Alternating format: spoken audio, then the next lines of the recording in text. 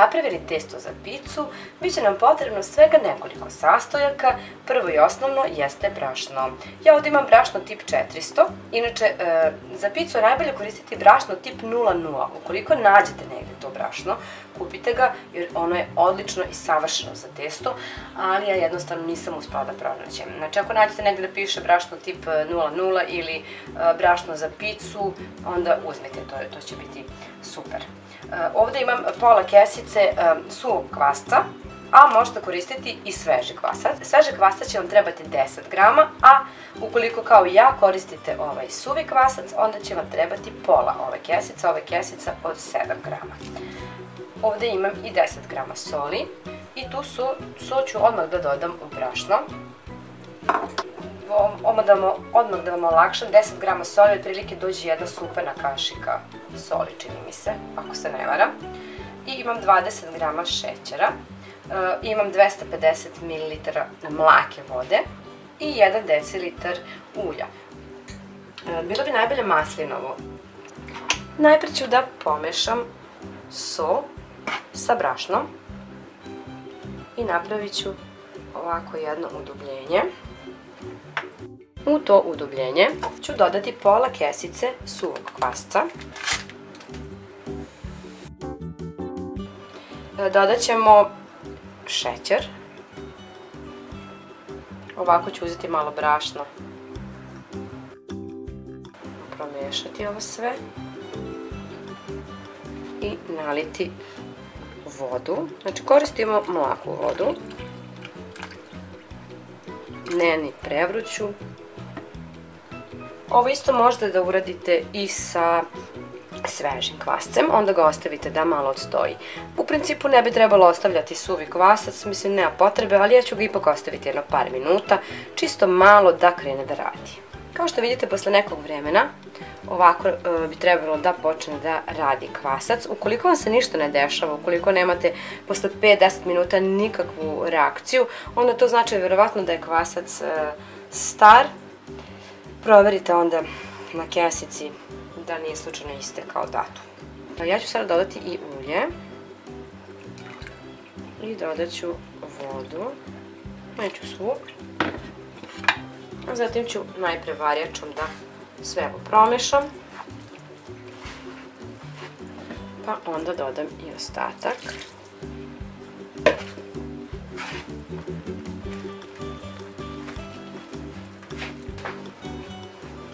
Skinite ovako testo sa varjačem i zaronite ruke i umesite lepo testo. Testo će biti fino meko. Ukoliko je potrebno da se doda još malo vode, dodajte slobodno.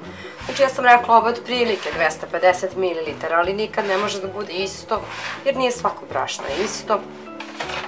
Možete posuti malo brašna po radnoj površini i prebaciti testo, a zatim ga dobro umesiti. Nekih 10 minuta će biti sasvim dovoljno.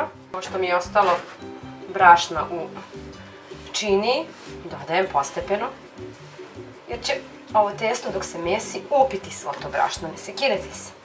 Neće ostati ništa višak. I evo možete da vidite nakon nekih 10 minuta mešanja kako izgleda testo. Znači glatko, pogledajte, nema grudvica, nema ničega, fino je meko i glatko. Ja se osjećam nakon nekih 10 minuta kao da sam radila mini kardio trening, ali za dobru picu vredi se malo pomučiti. Testo je kao što vidite fino i glatko. Znači, svo ovo brašno koje je ostalo smo potrošili. Dodala sam tu, kao što sam i rekla, dodala sam i pogledajte svo brašno ovdje, ovo nisam ništa sklanjala u radnu površinu.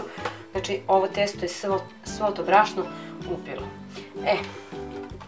Sad smo završili testo.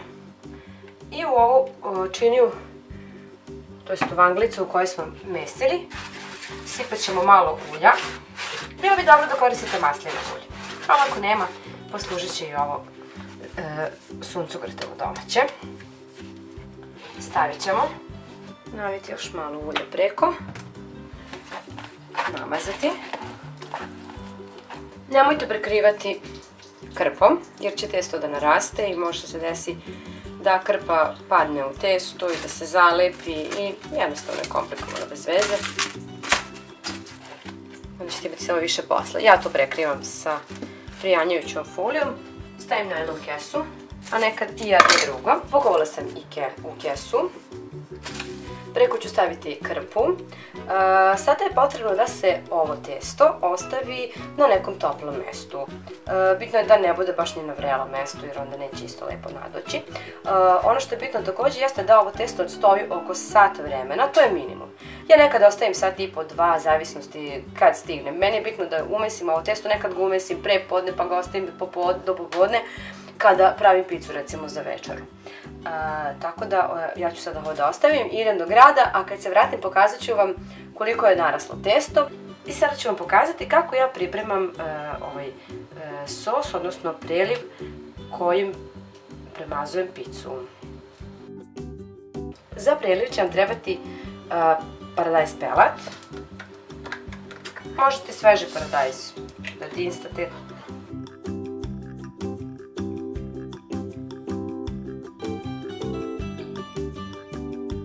U pelat ću dodati 2 kašike maslinovog ulja, 1 čen belog luka, možete i 2.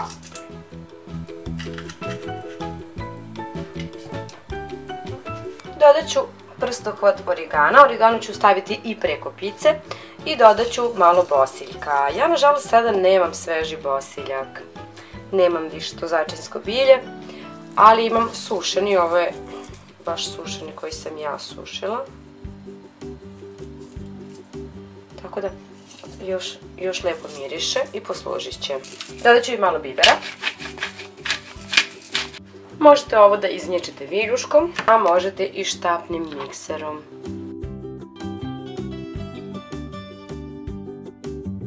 I eto, sos je onako na brzinu gotov. Kada ima malo više vremena, ja onda izdinstam i malo crnog luka pa dodamo ovo sve. Isto bude isto jako lepo. Evo, dragi moji, evo kao što vidite, testo je nadošlo. Trebalo mu je nekih sat i po vremena radnu površinu. Pospite sa malo brašna. Kao što vidite, evo ga testo. Ja ću ga podeliti na pola. Mislim da će biti na 3 dela. 3 pice ćemo napraviti. Može i 4, neka bude 4. Već ću još malo ovako da premesim.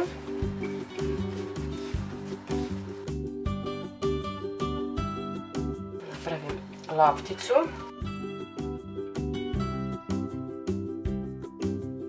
Sada ću da prekrijem ovo testo i da ostavim nekih pola sata, još malo da nadođe i nakon toga konačno možemo da pravimo picu.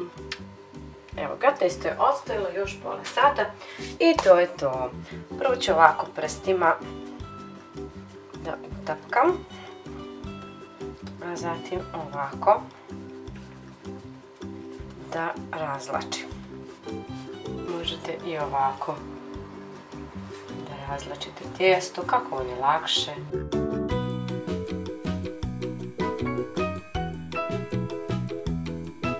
Pospem sa malo brašna, možete posuti i griz. Stavim picu, oblikujem željeni oblik. Najprije ću dodati sos, pizza sos koji sam napravila i razmazati ga. Sljedeće stavljam sir. Sir stavljate naravno koji želite. Mozzarella bi bila dobra za margaritu, sveža, ali stavite sir koji volite. Stavite što želite. Mi ćemo staviti nešto onako što mi trenutno imamo i želimo. U principu kad pravite picu kod kuće i jeste fora da vi sami kreirate po svom ukusu. Naravno svako neka stavi od nadeva ono što želi, ono što voli. Ja sam stavila ovako i na kraju ću dodati još malo origana. Mislim da ga ima malo u ovom sosu, ali ima ga malo, tako da ću ja dodati još malo. I ovo sada ubacujem u vrelu rernu na najjaču temperaturu i pečem pa nekih 7-8 minuta, ne duže. Sve je gotova. Meni je jako žao, sada je noć, tako da je osvetljenje dosta loše i ne može da se zapravo vidi kako ona izgleda. Ja se u svakom slučaju nadam da će vam se dopasti i da ćete uživati. Hvala vam puno što ste gledali ovaj video. Puno vas pozdravljam. Ćao!